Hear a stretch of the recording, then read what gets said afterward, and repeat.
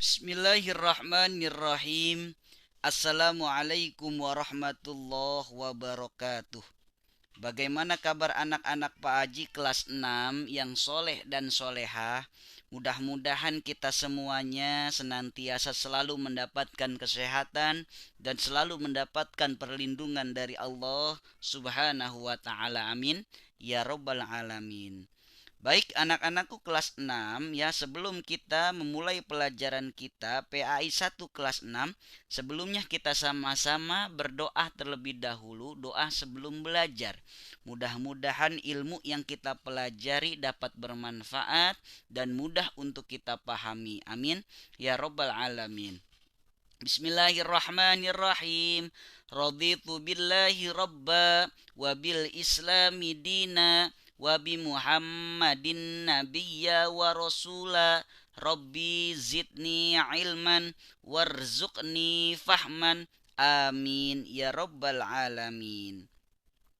Baik anak-anakku kelas 6 yang soleh dan solehah yang Pak Aji banggakan, pada hari ini kita sama-sama akan belajar PAI 1 kelas 6, yaitu tentang keteladanan Rasulullah dan para sahabatnya. Tapi subtema pada hari ini kita akan mempelajari yaitu keteladanan Nabi besar Muhammad Sallallahu Alaihi Wasallam.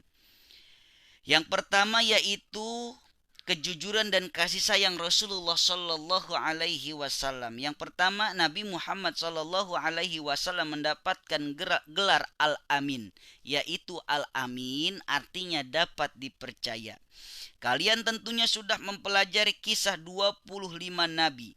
Nabi Muhammad sallallahu alaihi wasallam pasti disebut sebagai nabi ke-25 atau nabi terakhir, khatimul anbiya wal mursalin.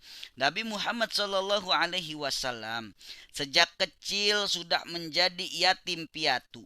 Oleh sebab itu beliau sangat mencintai anak yatim dan menganjurkan umatnya untuk merawat, mendidik dan mencintai anak yatim.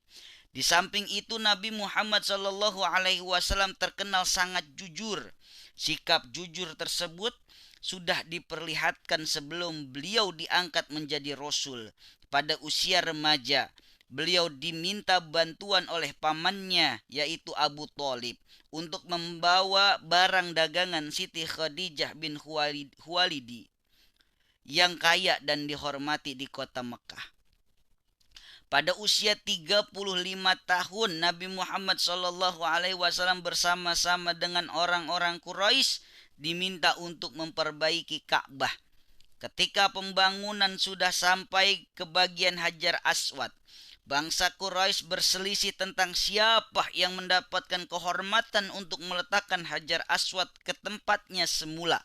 Pada akhirnya mereka sepakat menunjuk Nabi Muhammad Shallallahu Alaihi Wasallam sebagai orang yang tepat untuk melakukan hal tersebut. Rasulullah pun kemudian menyarankan suatu jalan keluar yang sebelumnya tidak terpikirkan oleh mereka. Beliau mengambil selembar selendang, kemudian Hajar Aswad itu diletakkan di tengah-tengah selendang tersebut. Beliau lalu meminta seluruh pemuka kabilah yang berselisih untuk memegang ujung-ujung selendang itu. Mereka kemudian mengangkat Hajar Aswad itu bersama-sama. Setelah mendekati tempatnya, Rasulullah SAW kemudian meletakkan Hajar Aswad tersebut. Ini merupakan jalan keluar yang terbaik. Seluruh kabilah setuju dan meridhoi jalan keluar ini. Mereka pun tidak jadi saling menumpahkan darah. Sejak saat itu, beliau dikenal di antara kaumnya dengan sifat-sifat yang terpuji. Para sahabat dan pengikutnya sangat menghormati dan mencintai beliau sehingga beliau diberi gelar Al-Amin, yang artinya orang yang dapat dipercaya. Mari kita teladani sifat jujur Nabi Muhammad SAW dalam kehidupan sehari-hari. Misalnya, jika orang tua kita meminta bantuan untuk membeli sabun mandi di warung, ada sisa pembelian uang itu harus dikembalikan kepada orang tua. Percayalah, anak yang jujur pasti disayangi teman-teman, guru-guru dan orang tua. ya, bekal kita, kita harus menjadi orang yang jujur. Orang pintar sudah banyak, tapi orang jujur ini sedikit, ya. Nih kita sama-sama, ya, kita mencontoh kejujuran Nabi besar Muhammad sallallahu alaihi wasallam. Yang kedua, kasih sayang Rasulullah sallallahu alaihi wasallam terhadap anak, keluarga, orang tua dan masyarakat. Selain memiliki sifat jujur dalam berdagang dan bergaul, Rasulullah Shallallahu Alaihi Wasallam pun sayang terhadap keluarga dan orang-orang di sekitarnya. Pada zaman jahiliyah, penduduk Mekah tidak menghargai anak perempuan, namun Nabi Muhammad Shallallahu Alaihi Wasallam justru menggendong putrinya Fatimah yang masih balita sambil tawaf mengelilingi Ka'bah. Begitu pula setelah Fatimah dewasa, dikaruniai anak, Rasulullah Shallallahu Alaihi Wasallam menyayangi cucunya yang bernama Hasan dan Husain, sebagaimana dikisahkan dalam hadis beliau yang artinya berikut ini. Nabi Muhammad Shallallahu Alaihi Wasallam mencium cucunya Hasan bin Ali radhiyallahu an, sedangkan di dekat beliau ada Aqra bin Habis. Ya, Aqra berkata, aku mempunyai 10 anak, tetapi aku tidak pernah mencium seorang pun di antara mereka. Mendengar hal itu, Rasulullah SAW mendang Aqra, lalu bersabda, barang siapa tidak mau berbelas kasih, maka ia tidak akan mendapatkan belas kasih. Hadis riwayat Al-Bukhari dan Al-Muslim. Aku Ibnu Mas'ud pernah bertanya kepada Nabi besar Muhammad sallallahu alaihi wasallam, amal apakah yang paling disukai oleh Allah? Nabi Muhammad sallallahu alaihi wasallam bersabda, mengerjakan sholat tepat pada waktunya. Aku bertanya lagi, kemudian apa ya Rasulullah? Nabi Muhammad menjawab, berbaktilah kepada kedua orang tua. Aku kembali bertanya, lalu apa lagi? Nabi besar Muhammad sallallahu alaihi wasallam menjawab, jihad fi sabilillah. Hadis riwayat Bukhari dan Muslim atau hadis sahih. Rasulullah Shallallahu Alaihi Wasallam tidak pernah menyakiti hati orang lain. Hal itu dapat dibuktikan dalam hadis beliau yang artinya, barang siapa yang beriman kepada Allah dan hari akhir, maka hendaklah ia berkata yang baik atau diam. Ya, kita jadi orang harus kita contohkan dalam kehidupan kita sehari-hari. Janganlah kita menyakiti hati orang lain. Ya, lebih baik kita berkata baik ataupun tidak bisa berkata baik, kita lebih baik adalah diam. Ketiga, kepedulian Rasulullah Shallallahu Alaihi Wasallam terhadap lingkungan. Kepedulian Rasulullah Shallallahu Alaihi Wasallam bukan hanya pada ibadah seperti sholat, tetapi beliau pun peduli terhadap lingkungan hidup. Hal itu tercermin pada perilaku beliau, antara lain sebagai berikut. Yang pertama, Nabi Muhammad Shallallahu Alaihi Wasallam sangat hemat dalam mempergunakan air.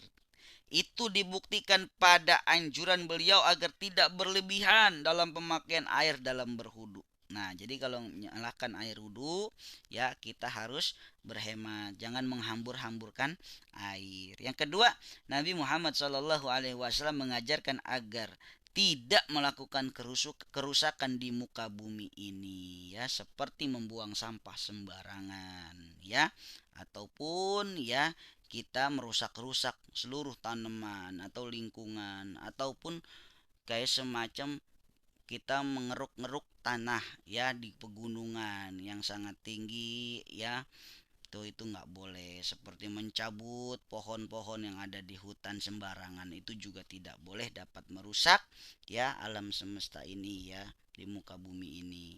Yang keempat, Nabi Muhammad SAW sebagai pembawa rahmat bagi alam semesta. Anak-anak, tahukah kalian Nabi Muhammad SAW diutus oleh Allah sebagai rahmatan lil alamin. Wa ma arsalnaka illa rahmatan lil alamin, atau sebagai pembawa kasih sayang bagi alam semesta ini. Tentunya kalian ingin tahu lebih jauh apa tujuan Nabi Muhammad SAW berdakwah sebagai rahmat lil alamin. Islam mengajarkan kepada kita rahmat lil alamin. Rahmat yaitu penuh dengan kasih sayang di dalamnya, tidak ada paksaan. Ya. 4. Nabi Muhammad SAW sebagai pembawa rahmat bagi alam semesta. Tujuan dakwah Nabi Muhammad SAW adalah untuk mengubah keadaan masyarakat jahiliyah menjadi masyarakat yang sejahtera berdasarkan agama tauhid, yaitu agama yang meyakini bahwa Allah Subhanahu wa taala adalah Tuhan yang Maha Esa. Misi kedamaian dan kesejahteraan hidup tersebut bukan hanya bagi bangsa Arab ketika itu, tetapi juga bagi seluruh alam sampai sekarang dan akhir zaman. Nabi Muhammad SAW selain mengajak kaumnya untuk mengutamakan kemurnian akidah dan selalu menyembah Allah yang Maha Esa, beliau juga menanamkan akhlak yang terpuji yang membawa kebaikan manusia hidup di dunia hingga akhirat.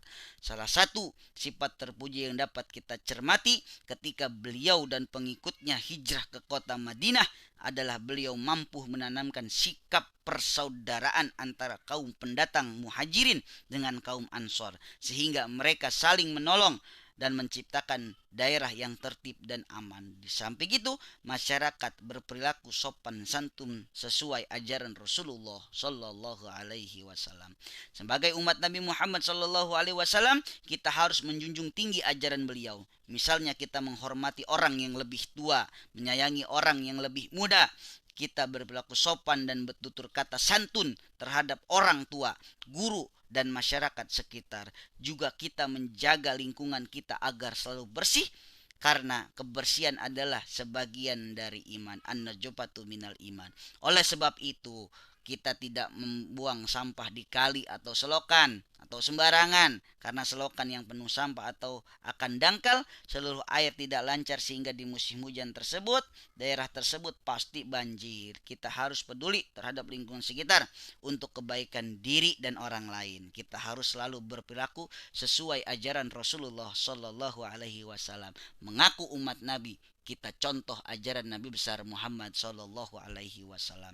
Tugas PL 1 kelas 6 ya, menuliskan poin-poin penting tentang sifat keteladan Nabi Muhammad Shallallahu Alaihi Wasallam di buku tulis kalian masing-masing. Dah, itu saja dari Pak Haji. Mudah-mudahan ada manfaatnya bagi kita, dapat kita praktekkan ya keteladan Nabi besar Muhammad Shallallahu Alaihi Wasallam dalam kehidupan kita sehari-hari. Amin ya robbal alamin. Sekian dan terima kasih. Wallahul muwaffiq ila aqwamit thoriq. Wassalamualaikum warahmatullahi wabarakatuh.